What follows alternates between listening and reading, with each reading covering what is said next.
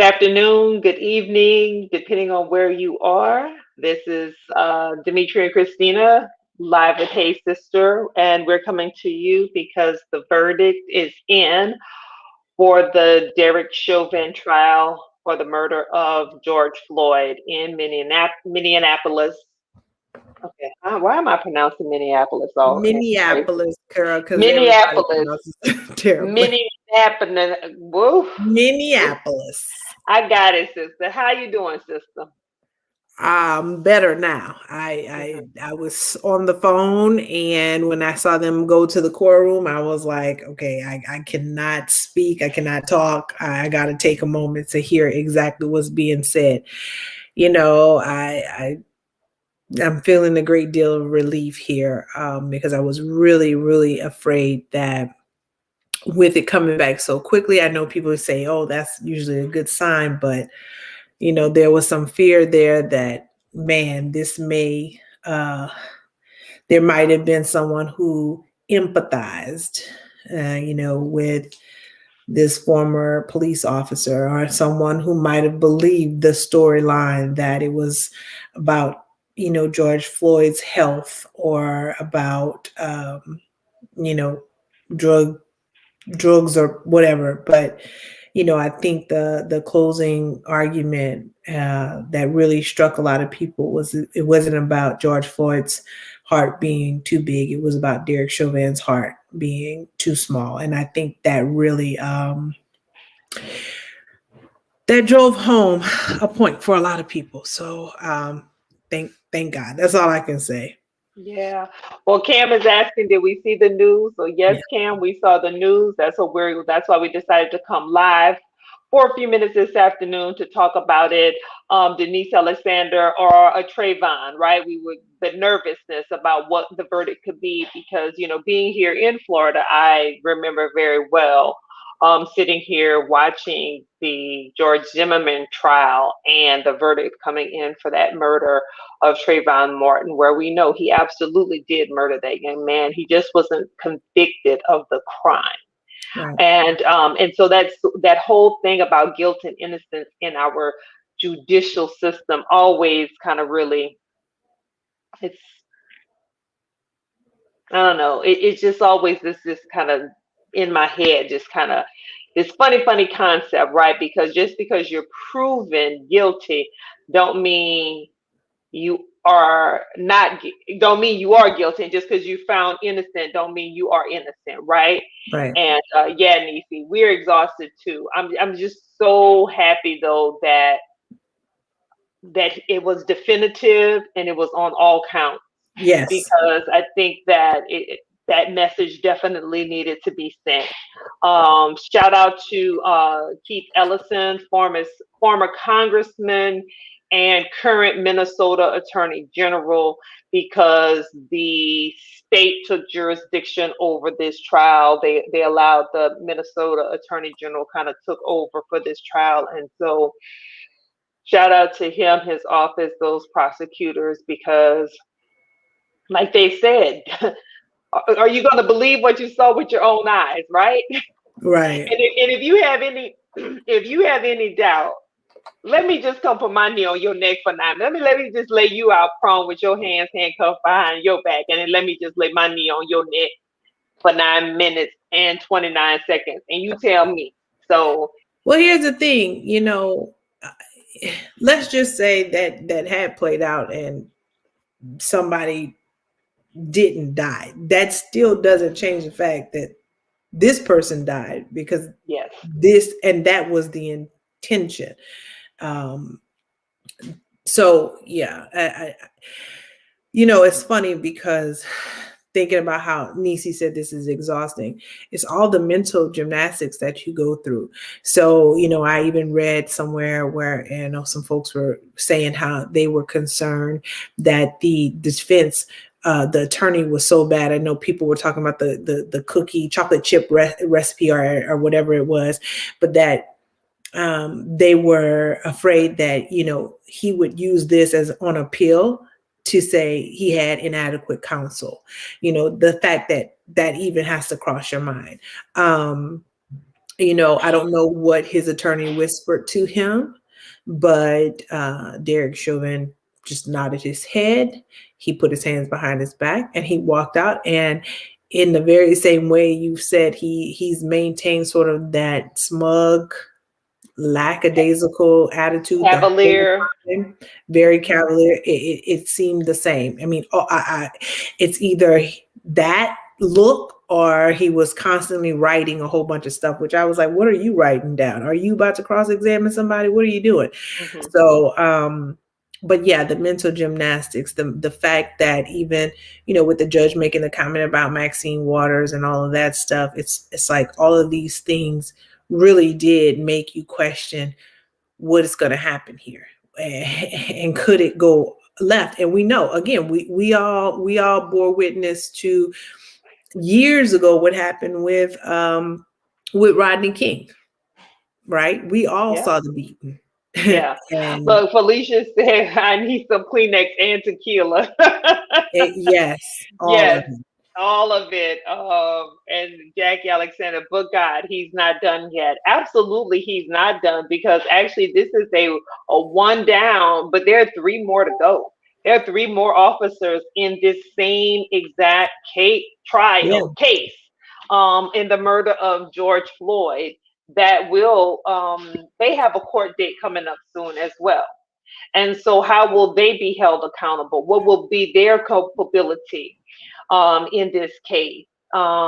yeah, there's more work to be done in that regard, but then there's more work for us to do as well, because as you and I were just talking, this is one situation and one instance, but we know that this, I mean, well, listen, Dante Wright, Adam Toledo, so many others whose names we don't know.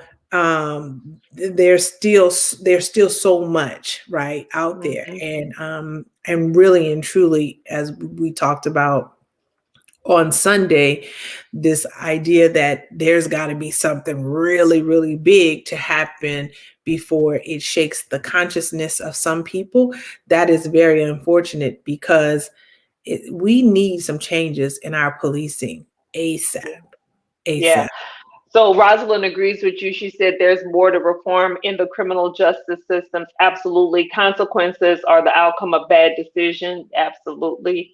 And you're right, Denise. We do live this every day. And so the question is for all of us, what's next? Like we said, this was one officer in this case with George Floyd's murder. There's more trials to happen here. We also know that there are other cases.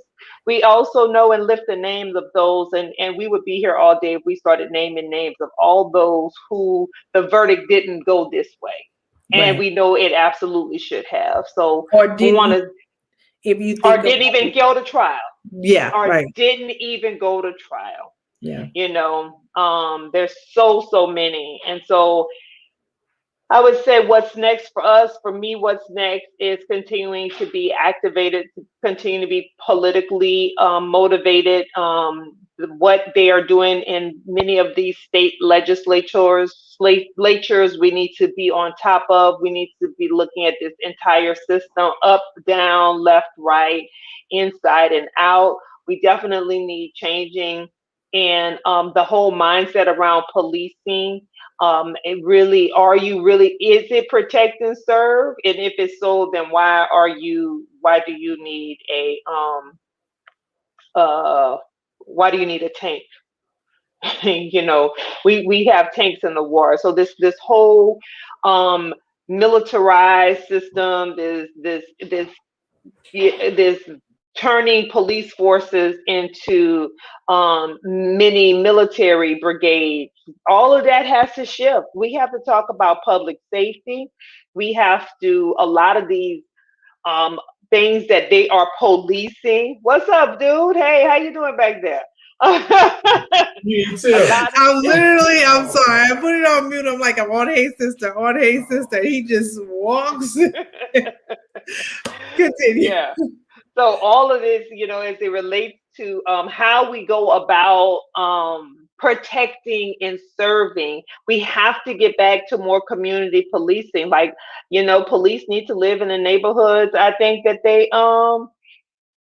that they serve. You know, they need to live in those communities. They get to need to know their neighbors. They need to see them at the grocery store. Their kids need to be in the same schools with those kids.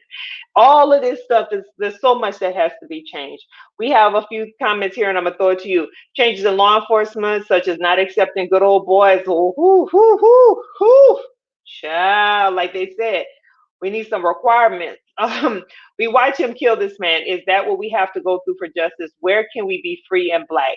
That is a very, very great question. I know you have something to say about that, sister. Yeah, when she finds out, please tell me because I'm trying to go. That's what we trying to reside. What we trying to reside. Felicia said it's protect and serve for everyone else except black and brown people. Well, it's all that has to change, and that narrative has to change, and live where they serve. Absolutely, most definitely, they have to be there. And you know that people coming in from miles away and have no connection to that community, then you do not see people as you. They're not a part of you and who Right. you are. So, Well, yeah, and I'll just add to that and say that I do believe that our police officers absolutely should live where they serve. I do believe police officers should be paid more because when you pay people more, you can be more. You can be more have qualifications, higher qualifications. Let's just say that. more accountability. And more accountability. I do think, just like doctors have to have malpractice insurance, police officers should have some sort of malpractice or, insurance of some sort. And I believe, but it's just like we want police officers to live in our communities. I feel the same way about our educators. I feel like teachers should live in our communities. Their children should go to our schools, and they should be paid better. And those a few of those fundamental changes, because then if it's your child who's in that same neighborhood and dealing with the same systemic issues as everyone else, then you have a different take on how to approach the next child, perhaps. So yes, I am hoping that there are a lot of changes, but one of the first things that we need to do is this notion of shooting to kill, this notion of lethal force, this notion of who's a threat and who's not. Yeah, obviously, they are not getting enough unconscious bias training in these different communities, and we need to have some real conversations, and people need a light shined on them or a mirror held up to reflect you are indeed, perpetuating the biases that you long held, because there is nothing about what happened to George Floyd that I just can't believe this wasn't based on years of entrenched bias and racism and hate. And that's but as it was stated earlier about our changes in law enforcement, such as not accepting good old boys. The problem is law enforcement was built on the good old boy system.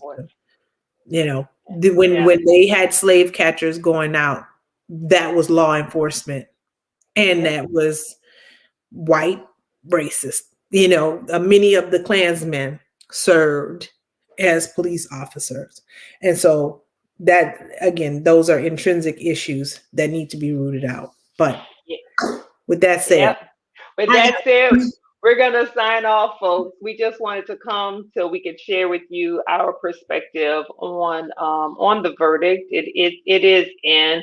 We know we still have work to do, and we appreciate you joining us on this platform on Hey Sisters, so we can talk about the work we're doing, and we want to highlight the work you're doing. So make sure you like, follow, and share. Connect to us, reach out if you have something you're working on and you want to come to talk to us at Hey Sister, and keep joining us in the comments. And we'll be live again with you on Sunday for Hey Sister, and we'll talk to you then. Bye.